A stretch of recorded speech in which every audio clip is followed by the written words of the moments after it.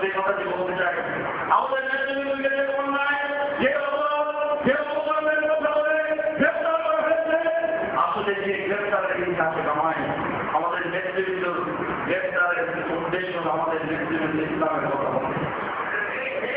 আমাদের নেতৃবৃন্দকে গ্রেফতার করার উদ্দেশ্য ইসলামের আন্দোলনের কথা বলে। আমাদের নেতৃবৃন্দকে গ্রেফতার করার কারণগুলো ইসলামী প্রশাসনের কথা বলে। আমাদের ইসলামের আমাদের নেতৃবৃন্দকে গ্রেফতার করার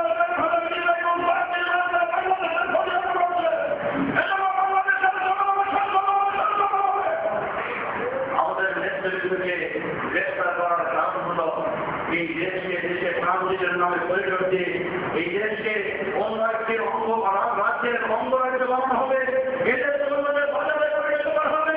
আমাদের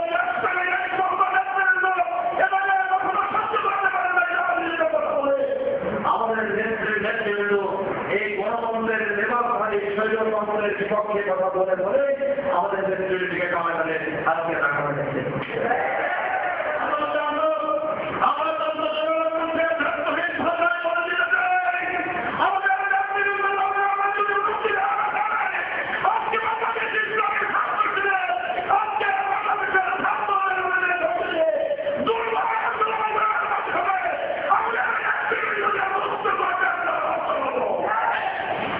আজকে আমরা প্রতিবাদ জানাচ্ছি এই জন্য যে আমাদের নেতৃবৃন্দকে গ্রেফতার করা হয়েছে। আজকে যুদ্ধ অপরাধ তথা মানবতা বিরোধী অপরাধ কর্মকাণ্ডে এই অভিযোগের অথবা আমার সাক্ষী এই স্বাধীনতার পরবর্তী সময় থেকে আমাদের নির্দিষ্ট নেতৃবৃন্দ তারা ব্যক্তিগতভাবে সাংগঠনিকভাবে এবং রাষ্ট্রীয়ভাবে যত জায়গায় দায়িত্ব পালন করেছেন সেই জায়গার মধ্যে অত্যন্ত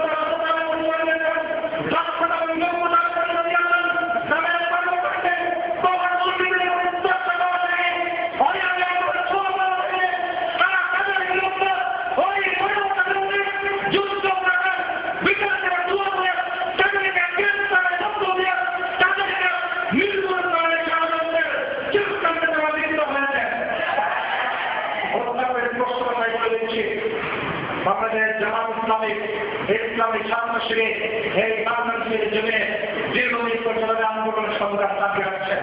এটা কেন মানি এবং মানুষের সাথে বাংলাদেশ জামাত ইসলামী ছাত্র শিবিরের সম্পর্ক রয়েছে। এটা কেন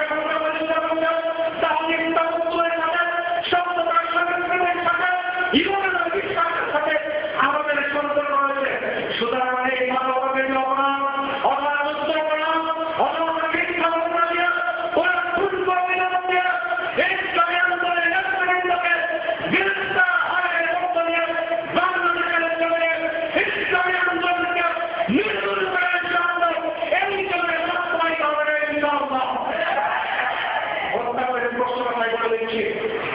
বাংলাদেশ জামাত ইসলামী ছাত্র শিবির এই বাংলাদেশের জন্য দীর্ঘদিন পর্যন্ত আন্দোলন সংগ্রাম চালিয়ে রাখছেন।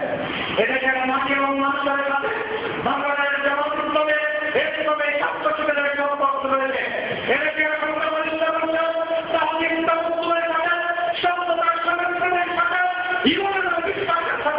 আমাদের সম্পর্ক রয়েছে। সুতরাং এই মানবতার অপরাধ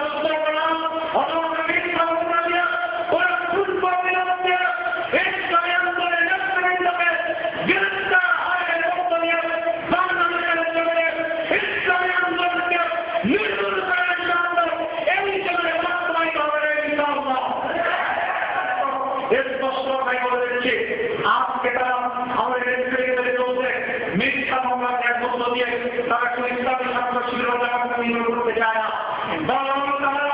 তাদের ওই পরিকল্পনা ওই ভারতের স্বাধীনতার মধ্য দিয়ে বাংলাদেশের সংখ্যাগরিষ্ঠ মানুষের ইসলামের মধ্যে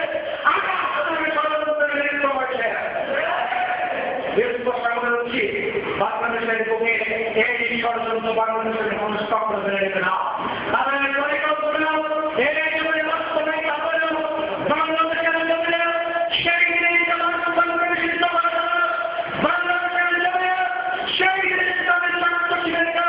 নির্মূল করা হবে। বাংলাদেশের মসজিদগুলোতে আগামী নিজেকে বন্ধ করতে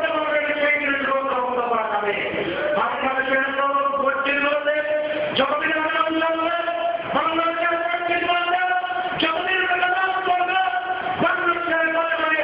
যতদিন পর্যন্ত কোরআনের কালমা চলা যাবে বাংলাদেশটাকে ইসলামের ছাত্রশ্রে জামাত ইসলামী অথবা ইসলামী আন্দোলনকে নির্মূল করার ষড়যন্ত্র এই যুগে বাস্তবায়িত হবে না। বরং সাক্ষী যারা যুগে যুগে ইসলামের বিরুদ্ধে গ্রেফতার করার ষড়যন্ত্র করেছে, ইসলামী আন্দোলনকে নির্মূল করার ষড়যন্ত্র করেছে, তাদের সবাই তারাই আজকে ইতিহাসের আস্থা খুলে নিশ্চিত হয়েছে ইসলামী আন্দোলন এই যুগে প্রতিষ্ঠিত হয়েছে।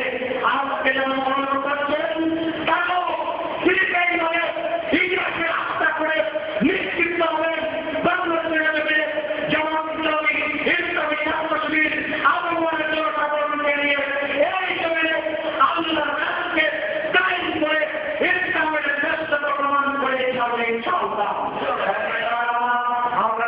সরকার একটা দাবি জানাচ্ছি, আপনারা 5 বছর ক্ষমতায় এসেছেন, 5 বছর ক্ষমতা থাকবেন, এটাই আমরা আশা করি। যে যেমন জনগণের কাজ করার ক্ষমতায় এসেছেন, যদিও আজকে আমাদের বিরোধী নেত্রী বাংলাদেশের দেশনেত্রী খালেদা জিয়া তিনি বলেছেন যারা অন্যায় করেছেন অবিলম্বে অন্যায় কাজ বন্ধ করে, আমরা কি বলবো অবিলম্বে অন্যায় কাজ বন্ধ করে যদি আমরা করেন বলেছেন আজকে তাদের এইভাবে কাজ করছেন। যখন সময় আসবে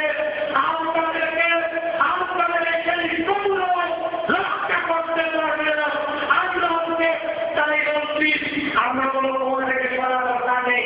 ক্ষমতায় থাকেন, দেশের জন্য কাজ করেন, মানুষের জন্য কাজ করেন, আজকে রাষ্ট্র সরকার বন্ধ করেন, আপনাদের ওই ছাত্রদের সন্ত্রাসী রেখে অবিলম্বে তাদের সন্ত্রাসের আগামকে চেষ্টা করেন। আমরা দেখছি ছাত্রদের সন্ত্রাসী কার্যক্রম পরিচালনা করছে, তাদের কারণে শিক্ষা প্রতিষ্ঠান বন্ধ হচ্ছে, সাধারণ ছাত্ররা আজকে শিক্ষা প্রতিষ্ঠান থেকে বেরিয়ে আসছে, তারা পরীক্ষা দিতে পারছে না, তাদের নিরাপদ জীবন আজকে ছাত্রলীগের মাধ্যমে তাদের জীবনে অবস্থান করছে। এগুলো কোনো শাস্তি হচ্ছে না, এগুলো কোনো বিচার হচ্ছে না, বরং আজকে জনগণের সামনে আপনার নতুন নতুন বহিষ্কারের নাটক মন্ত্রায়িত করছেন, কিন্তু ছাত্রলীগের কোনো শুভ বুদ্ধি করা করছে না। আমরা বলছি এই বহিষ্কার নাটকের মধ্য দিয়ে ছাত্রলীগের শুভ বুদ্ধি দেওয়া যাবে না।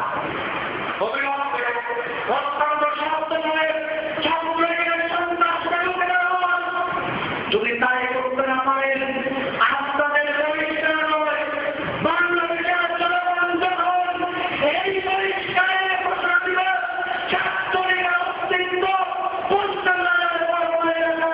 এই বাংলাদেশের ছাত্রলীগের খুঁজে পাওয়া যাবে না। আজকে আপনারা ক্রমান্বয়ে একটি ধর্মের শিক্ষা ব্যবস্থার মধ্য দিয়ে দেশকে একটি ধর্মের জাতি পরিণত চাচ্ছেন।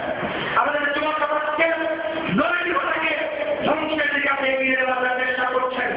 আজকে আধুনিকতার নামে এক আধুনিক যুবককে পারস্পরিক করার কথা বলে ধর্মকে বাদ দিয়েছেন। প্রিয় আমাদের সম্মানিত সরকারের মধ্যে জানাচ্ছি ধর্মকে বাদ দিয়ে এই পৃথিবীর মানুষ একটি স্থিতিশীল সমাজ প্রতিষ্ঠা করতে পারে। আজকে আমরা আমাদের সেই শিক্ষা ব্যবস্থায় বলতে আপনার রবীন্দ্রকলা সংগ্রহ করছেন, গতকাল এই সংগ্রহ করছেন, ধর্মকে বাদ দেওয়ার চেষ্টা করছেন, আর পাশাপাশি আপনারা বসে রয়েছেন ইসলামিক মুক্ত। আজকে একটি সমাজের সমস্যা মুক্ত একটি সমাজ তৈরি করবেন, জীবন সম্ভব হবে না। আমরা বলছি ধর্মের বিরুদ্ধে যাবেন না, বাংলাদেশের সংখ্যা বলে মুসলমানদের বিরুদ্ধে যাবেন না। আমরা দেখেছি গত কয়েকদিন আগে